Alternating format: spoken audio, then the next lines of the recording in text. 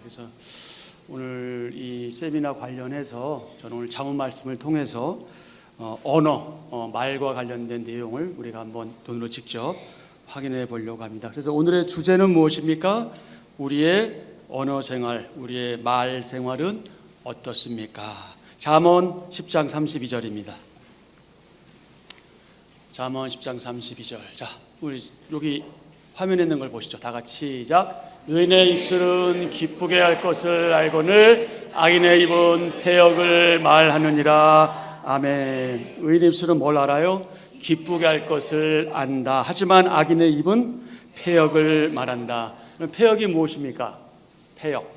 패역은 인륜에 어긋나고 불순한 것, 이것이 패역입니다. 성경적으로 말하면 하나님의 사랑과 은혜를 저버리고 하나님의 권위와 그분의 법을 업신여기는 일체의 행위, 이것이 무엇이다? 이것이 패역이다. 악인은 패역을 말한다. 자, 잠언 12장 18절입니다. 잠언 12장 18절 시작. 칼로 찌름같이 함부로 말하는 자가 있거니와 지혜로운 자의 혀는 양약과 같으니라. 아멘. 지혜로운 자의 혀는 뭐가 같다? 양약과 같다. 그런데 어떤 사람이 있다? 칼로 찌르는 것 같이 함부로 말하고 마음대로 마구 말하는 사람이 있다. 잠언 13장 1절. 지혜로운 아들은 아비의 훈계를 들으나 거만한 자는 꾸지람을 즐겨 듣지 아니하느니라. 자, 지혜로운 아들은 어떻게 한다? 아비의 말로 하는 훈계를 듣고 순종한다. 하지만 거만한 자는 어떻게 된다? 꾸지람을 즐겨 듣지 않는다. 여러분, 거만이 무엇입니까? 잘난 척하고 의수되는 거죠. 잘난 척하고 의수되는 것, 겸손하지 못하고 거두름을 피우며 다른 사람을 업신여기는 사람이 어떤 사람? 바로 거만한 사람이다. 여러분, 우리는 거만한 사람 아니지요? 아니지요? 네, 우리 아니죠. 아니어야 합니다. 자, 13장 3절. 입을 크게 지키는 자는 자기의 생명을 보존하나 입술을 크게 벌리는 자에게는 멸망이 오느니라. 아멘. 입을 지키는 자는 자기의 무엇을 보존한다? 생명을 보존한다. 그런데 입술을 크게 벌리는 자에게는 무엇이 온다? 멸망이 온다. 히브리어 직역 성경은 이 부분을 이렇게 번역했습니다. 그의 입을 지키는 자는 그의 목숨을 지키고 그의 입술을 벌리는 자는 그의 파멸이 있다. 다 같이요. 그의 입을 지키는 자는 그의 목숨을 지키고 그의 입술을 벌리는 자는 그의 파멸이 있다. 아멘. 그러기에 우리는 혀를 어떻게 해야 된다? 제어해야 된다. 혀를 제어해야 한다. 마치 자동차에 브레이크 장치가 있는 것처럼 우리는 혀를 제어해야 한다. 그러니까 말을 조심해야 한다. 그렇게 하지 않으면 우리가 자제력을 잃게 되고요, 타인에게 상처를 줍니다. 상처를 줄 뿐만 아니라 심지어 상대방을 파괴할 수도 있어요. 그러니 우리는 자나깨나 뭐 조심? 입 조심. 자나깨나 뭐 조심? 말 조심. 자나깨나 입 조심하고 말 조심해야 한다. 여러분, 말 조심 안 하면 말발굽에 치여 죽을 수도 있어요. 말 조심해야 됩니다.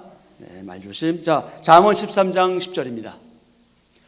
교만에서는 다툼만 일어날 뿐이라 권면을 듣는 자는 지혜가 있느니라. 아멘. 권면을 듣는 자에겐 지혜가 있지만 교만에서는 다툼만 일어날 뿐이다. 교만은 모든 말다툼의 원인이 되고 서로 간의 갈등을 부추기고 사람 관계를 아주 불편하게 만듭니다. 그리고 심지어 어떻게까지 만들어요? 서로 갈라서게까지 만들죠. 13장 18절입니다. 훈계를 저버리는 자에게는 궁핍과 수욕이 이르거니와 경계를 받는 자는 존영을 받느니라. 아멘. 경계는요, 어떤 일의 사안의 심각성, 어떤 일이 너무 심각해요. 그래서 그것을 강조하기 위해서 계속 거듭해서 반복적으로 타이르고 경고하는 거죠. 뭐 예를 들면 우리 지금은 그렇지 않지만 우리 난로 많이 뗐잖아요. 뭐 기름 난로건 뭐건. 우리 갓난아이들 거기 갈 때 어때요? 아이들 위험하잖아요. 그러니까 어떻게 하는 거예요? 계속 못 가게 하잖아요. 말하자면 그게 경고예요. 너무 그 사안이 중요해요. 그 내용이 심각해요. 그래서 그걸 강조하기 위해서 계속해서 반복적으로 그거 안 돼 하면 안 돼 이렇게 타이르고 경고하는 것이 뭐다? 그것이 경계다. 그럼 존영은 무엇입니까? 존영은 지위가 높고 영화로움 이런 뜻인데요. 경계를 받는 자는 무엇을 받는다? 바로 이 존영을 받는다. 하지만 훈계를 저버린 자에게는 무엇이 온다? 궁핍과 수욕이 온다. 궁핍은 뭡니까? 아주 공공하고 가난하며 부족하고 결핍한 상태를 말하잖아요. 비나하다, 뭐 보통 이렇게 표현하죠. 수욕은 뭐예요? 한마디로 부끄러운 거예요. 부끄러운 것, 수치와 욕을 당하는 것, 이것이 수욕입니다. 그렇다면 여러분 무엇을 선택하시겠어요? 존영을 선택하시겠어요? 아니면 궁핍과 수욕을 선택하시겠어요? 당연히 존영을 선택하시겠지요. 자, 14장 3절입니다. 미련한 자는 뭐하여? 교만하여 입으로 배를 자청하고 지혜로운 자의 입술은 자기를 보존하느니라. 아멘. 우리말 비전 성경은 이렇게 번역했습니다. 다 같이요. 어리석은 사람의 말은 교만해 매를 자청하지만 지혜로운 사람의 말은 자신을 지켜준다. 아멘. 그렇습니다.